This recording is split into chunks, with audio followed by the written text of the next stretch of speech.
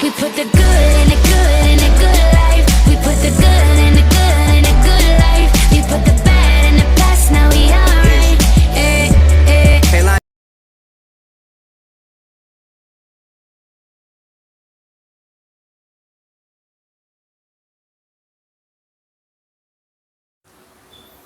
Assalamualaikum warahmatullahi wabarakatuh. Jumpa kembali masih di channel YouTube Masjid Al-Falah. Masih penasaran dengan part yang kemarin? Kita masih bersama dengan narasumber kita Ustadz Ali Fadli, Ketua DKM. Di bagian yang pertama atau part pertama, kita sudah singgung mengenai fasilitas-fasilitas yang ada di DKM Masjid Al-Falah. Untuk itu, part kedua ini semakin penasaran, saksikan sampai akhir video ini. Agar apa? Agar pemirsa semua tidak penasaran. Nah, Ustadz Ali, ya, kita lanjutkan untuk ngobrol-ngobrol kita yang part pertama kita sudah ini. Nah, dari sebelumnya ada beberapa pertanyaan yang mungkin harus bukan pertanyaan ya sebenarnya ya. Ada informasi yang harus disampaikan kepada pemirsa khususnya dan juga kepada umat muslim yang ada di VGA 5 ini. Fasilitas apa sih yang sudah ada atau sudah disediakan oleh DKM Masjid Al-Falah? Ya. Silakan. Baik, untuk fasilitas Masjid Al-Falah PGH 5 ini, alhamdulillah Masjid Al-Falah pada saat ini sudah memiliki 2 lantai. Yang pertama, lantai pertama adalah ruang utama dan lantai kedua adalah untuk jamaah yang mungkin ketika lantai pertama penuh kita alihkan ke lantai 2. Alhamdulillah Masjid Al-Falah ini sudah ada 2 lantai yang bisa kita gunakan, yang sudah siap, insya Allah sudah bagus untuk digunakan untuk kegiatan-kegiatan keagamaan, terutama sholat 5 waktu. Ya, ini yang harus ya, yang harus. Artinya kalau DKM nggak ada masjid, pemirsa, berarti bukan DKM namanya. Begitu. Jadi masjid itu adalah fasilitas yang utama yang harus disediakan, begitu ya. Benar. Jadi kalau gitu, ya. nggak ada masjidnya nggak mungkin ada DKM ya. Iya, betul. Selain dari masjid itu, apalagi? Selain dari masjid, mungkin kita ada ruang sekretariat di situ. Kita ruang sekretariat untuk ada komputer di situ. Jadi untuk kegiatan pengurus DKM di situ, administrasi dan lain-lainnya kita urusin di situ. Dan kedua juga kita ada fasilitas untuk musafir. Musafir itu mungkin jamaah dari luar yang mungkin singgah di sini untuk melakukan sholat, itu alhamdulillah di bawah tangga itu kita sediakan laci-laci, itu terdiri mungkin ada mukena, ada lemari juga di situ, ada lemari mukena, ada sejadah, ada sarung kita sediakan itu. Termasuk juga kita sediakan dispenser air minum. Jadi kalau para musafir untuk istirahat sambil sekedar minum atau ngopi, ngeteh, alhamdulillah ada di situ dan gratis. Dan juga untuk anak-anak TPQ, alhamdulillah kita mempunyai beberapa fasilitas untuk TPQ ini, TKQ dan TPQ. Pertama ada taman bermain untuk anak-anak TKQ dan TPQ. Di sini juga ada mungkin beberapa meja belajar untuk mereka belajar di Serambi. Jadi mereka itu belajarnya saat ini karena mungkin kita masih ada masih proses pembangunan dari TKQ dan TPQ itu belajarnya di Serambi masjid. Jadi belum mempunyai gedung sendiri. Belum, gitu. itu rencana kita nanti ke depannya setelah pembangunan Masjid Al-Falah ini selesai. BTW tadi dari yang disampaikan fasilitas untuk musafir, apakah di Masjid Al-Falah itu ada sistem buka 24 jam atau mungkin ada ini nanti setelah sholat ini dikunci karena kan lagi ramenya, pemirsa juga penasaran penasaran atau mungkin ini hanya ada batasan-batasan waktunya atau bagaimana? Bisa dibilang jam operasional masjid gitu ya? Seperti apa? Pertama, kalau pandangan saya pribadi terkait masjid itu buka 24 jam ataukah dibuka pada saat sholat 5 waktu saja, kalau pandangan saya pribadi lebih condong setuju dengan masjid yang dibuka selama 24 jam. Karena masjid itu adalah salah satu tempat terbaik di muka bumi ini. Jadi apalagi kalau masjid itu terletak ibaratnya di tempat-tempat strategis, di misalnya pinggir jalan segala macam, itu saya sangat setuju ketika masjid itu 24 jam dibuka 24 jam. buka. Jadi nggak cuma Betul. sholat 5 waktu. Betul. Karena kan orang di perjalanan mungkin macet, dia nggak keburu ngejar jamaahnya. Jadi ketika dia sholat di luar jam jamaah, tapi masjidnya dikunci, kan Iya, repot juga. itu Jadi repot. terus untuk Masjid Al-Falah ini, alhamdulillah kita buka 24 jam. Alhamdulillah kita tidak tutup, tidak hanya berpaku pada sholat 5 waktu. Jadi kita alhamdulillah, karena memang ya alhamdulillah Masjid Al-Falah kita ini memang belum ada pintunya, Pak. Nah, Belum ada ini yang jadi jendelanya. masalah. Jadi kita nggak bisa tutup. Inilah kaitannya. Kenapa? Supaya apa? Pemirsa yang saat ini menyaksikan kita ini bisa memberikan sumbangsinya, Ya. memberikan infaknya, supaya apa? Supaya minimal masjid kita ini ada pintunya dulu, Benar. gitu. Makanya itu yang tanya. Jadi sekedar informasi, alhamdulillah progres pembangunan Masjid Al-Falah ini sudah kurang lebih sekitar 90%. Ya mungkin kurangnya itu tadi, kita sudah berdiri bagus, semuanya alhamdulillah sudah selesai, minus di pintu dan jendela. Gitu. Jadi kita belum ada pintunya dan jendelanya. Mudah-mudahan nih mungkin dari beberapa teman-teman yang mempunyai kelebihan hartanya, yang punya ini bisa Berinfak, berinfak gitu ya. untuk menyelesaikan pembangunan Masjid Jami Al-Falah. Baik. Tadi ada musafir bisa bersinggah. Betul. Kita masih buka 24 jam Betul. karena memang belum ada pintunya. Iya. Terus yang lain itu kalau seandainya ada musafir yang mau menginap atau misalnya ini itu misalnya dia kemalaman, Iya. ya kan? Itu bagaimana? Apakah di Masjid Al-Falah ini memperkenankan untuk menginap atau mungkin jangan menginap di sini atau bagaimana? Itu kan masih fenomenal juga. Ya, menurut saya ketika ada jamaah mungkin warga yang tadi Bapak bilang mungkin untuk menginap karena kemalaman, menurut saya sih itu tidak masalah. Selagi itu tidak mengganggu syariat. Artinya Iya. mereka tidur itu di luar sholat 5 waktu. Jadi ketika diadakan sholat 5 waktu, kita lagi sholat 5 waktu, ya itu mereka ikut sholat gitu. Kecuali yang salah itu ketika sholat mereka enggak. Tapi selagi mereka ikut sholat, mungkin setelah selesai sholat mereka mau istirahat, mau ibaratnya itikaf di masjid, Iya. nggak masalah. Kalau Artinya kan untuk malam hari aja mereka menginap dan satu hal yang perlu kita juga harus ada izin ke pihak lingkungan betul. atau minimal menyampaikan bahwa ini ada yang menginap Ada bahwa yang di sini menginap, supaya betul. apa? Supaya nanti tidak timbul masalah yang ya. baru lagi. Baik, kalau kita sudah ngomongin fasilitas, terus programnya, rencana kerjanya sudah ada. Kalau strategi dakwah dari DKM sendiri, strategi yang dilakukan oleh pihak DKM itu seperti apa sih? Kalau dibilang strategi dakwah itu kan kita bisa dibilang menyangkut kegiatan-kegiatan yang kita jalankan yang sudah berjalan. Kalau untuk di dalam masjid itu saya rasa yang tadi saya sebutkan, mulai dari anak-anak, remaja, bapak-bapak, Yeah. bahkan ibu-ibu pun Itu termasuk kegiatannya. itu termasuk bentuk dakwah kita, untuk ikhtiar kita dalam mensiarkan agama Islam.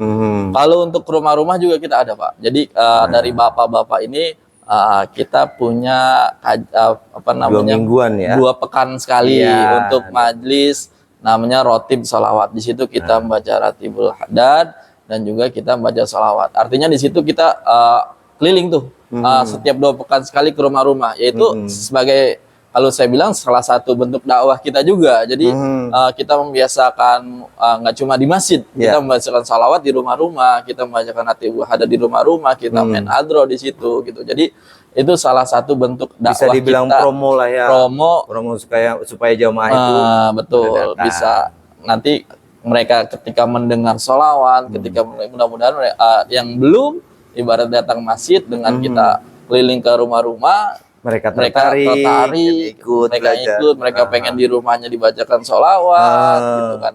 Banyak seperti itu, alhamdulillah. Ketika mungkin kita datang ke RT 4 misalnya, jadi ada tetangga lihat, oh itu acara apa gitu, acara ratib sholawat, alhamdulillah. Wah saya mau dong di rumah situ, ada yang seperti itu gitu. Jadi kita daftarkan, ayo ikut, kita ikut. Jadi mungkin itu salah satu bentuk dakwah kita untuk mengajak warga Iya, untuk strateginya datang ya. ke masjid gitu, Iya, salah satu itu. Dan juga dari ibu-ibu juga sama, itu mereka bahkan 1 pekan sekali itu keliling rumah masing-masing RT. Di sini alhamdulillah ada RT 1, 2, 3, 4 itu mereka Ada punya 4 RT ya. 4 RT, dan setiap RT punya pengajian ibu-ibu masing-masing. Iya, Itu saya lihat setiap 1 pekan sekali mereka keliling-keliling ke masjid untuk adain pengajian. Ya mungkin itu salah satu bentuk dakwah juga, dakwah selain di dalam masjid gitu. Karena di dalam masjid ini alhamdulillah sudah banyak kegiatan kita untuk dalam hal dakwah ini. Kan ini kita ada di zaman digitalisasi. Betul. Ya kan, salah satu strategi dakwah mungkin apakah sudah DKM Al-Falah ini sudah melakukan strategi secara digitalisasi atau masih yang notabene kita masih ngikutin apa cara lama gitu ya? Betul. Atau memang sudah ada hal-hal yang lebih digital mungkin seperti yang saat ini bisa saksikan ya kan? Ini salah satu dakwah atau strategi dakwah dari DKM Masjid Al-Falah untuk menarik minat dari para jamaah supaya mau. Apa yang sudah dilakukan dengan strategi digitalisasi ini? Karena kita nggak boleh ketinggalan, Ustadz ya kan. Silakan. Jadi kalau untuk digitalisasi, ya alhamdulillah semenjak kepengurusan DKM saya ini, saya membentuk yang namanya seksi dokumentasi. Itu kurang lebih anggotanya sekitar ada 3 orang di situ. Dan alhamdulillah mulai berjalan, Pak. Alhamdulillah setahun ini mulai berjalan. Seperti halnya sekarang kita ada YouTube, kita juga ada Instagram gitu kan. Jadi setiap pengajian, setiap kegiatan-kegiatan hari besar itu kita rekam di situ, kita upload di situ. Jadi gini, ke depan juga kita akan banyak program. Saya lagi nyusun juga bersama dengan seksi dokumentasi, gimana caranya. Mungkin ada beberapa jamaah masjid yang belum sempat atau mungkin belum bisa datang ke masjid gitu kan, atau mungkin belum mencari kekeluhan waktu karena saking sibuknya dengan pekerjaannya dan lain-lain. Artinya walaupun begitu, walaupun demikian, dengan kesibukan para warga, para jamaah yang ada di sekitaran lingkungan Masjid Al-Falah ini, kita tetap bisa menyentuh mereka dengan media sosial ini, contoh dengan YouTube ini. Jadi media sosial itu kan sifatnya menembus ruang dan waktu. Walaupun kita sekarang misalnya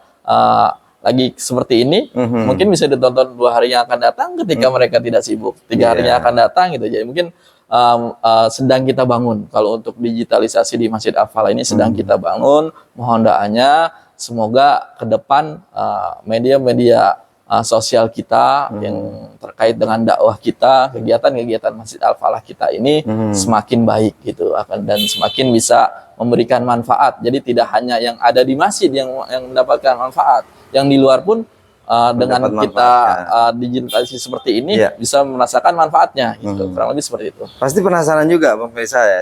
Saya pun penasaran pemirsa. Karena gini, yang tadi disampaikan digitalisasi hanya di medsos. Apakah yang lain mungkin sistem undangan atau sistem apa, itu bagaimana untuk digitalisasinya ini? Sistem undangan alhamdulillah pada saat ini kita sudah mulai beralih ya.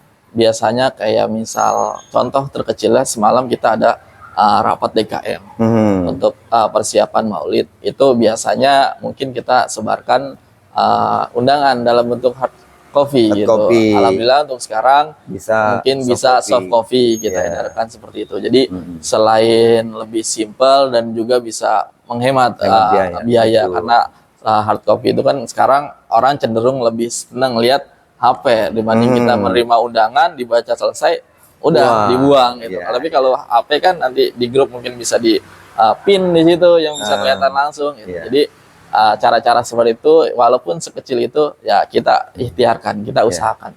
Artinya dari pihak DKM sudah mulai mendigitalisasikan dari sistem-sistem kerjaannya. Nah, terus dari semua rentetan, semua program yang tadi Ustadz Ali sampaikan tidak jauh dari hambatan dong.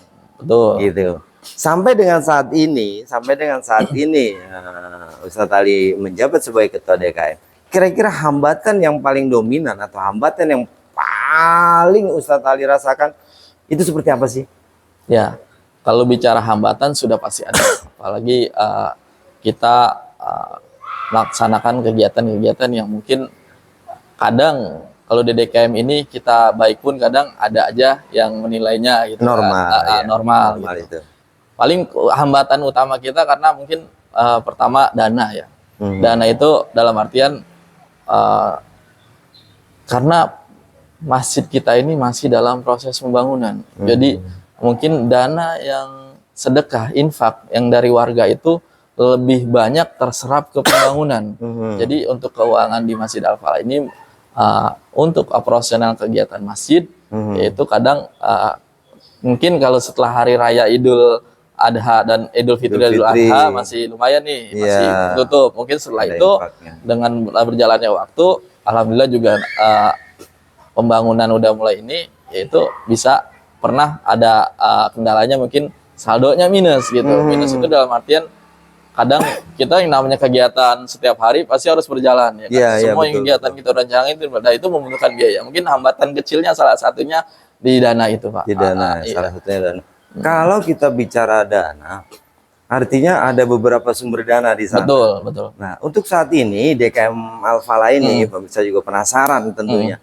Untuk DKM Al-Falah ini, bagaimana sih menggalang dana untuk satu kegiatan atau untuk operasional masjid, atau memang DKM Al-Falah ini adalah pure swadaya dari masyarakat sekitar yang tadi disampaikan Ustadz Ali adalah dari RT 1 sampai dengan RT 4, Iya. atau seperti apa? Kalau untuk penggalangan dana, jadi untuk pembangunan masjid kita ini pure dari swadaya. Pertama itu saya jelaskan untuk pembangunan dulu. Pure dari swadaya itu yang terutama adalah warga PGH 5 khususnya RT 1 sampai RT 4. Iya. Dan untuk operasional kegiatan DKM Al-Falah itu berasalkan dari pertama adalah kotak infak yang kita sediakan di masjid. Kedua, artinya swadaya juga ya? ya swadaya juga. Yang kedua adalah infak Jumat.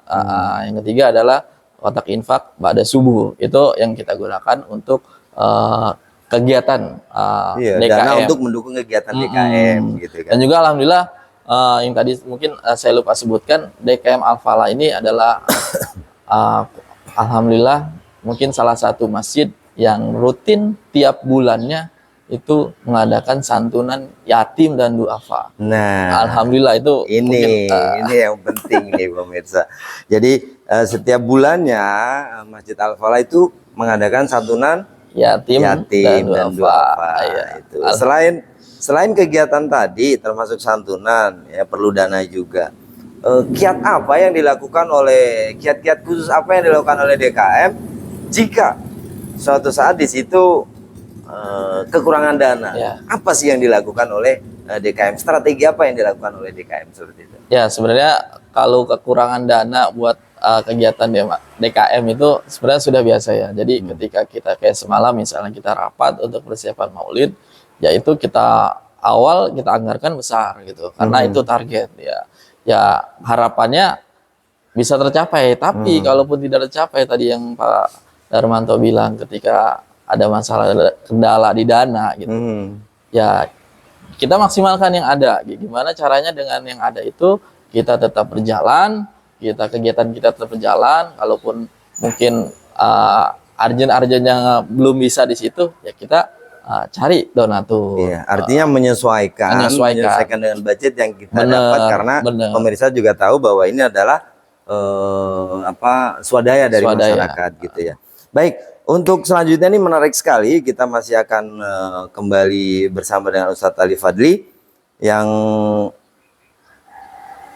terkait dengan dana, terkait dengan strateginya. Nah, ini ada satu pertanyaan lagi. Apa pendapat Ustadz Ali tentang masjid itu sebagai pusat solusi, bukan donasi? Tapi tahan dulu pemirsa. Karena apa? Karena kita akan kembali nanti ke part berikutnya setelah yang satu ini. Dan jangan lupa like, comment, dan subscribe. Bye. Assalamualaikum warahmatullahi wabarakatuh. Waalaikumsalam warahmatullahi wabarakatuh.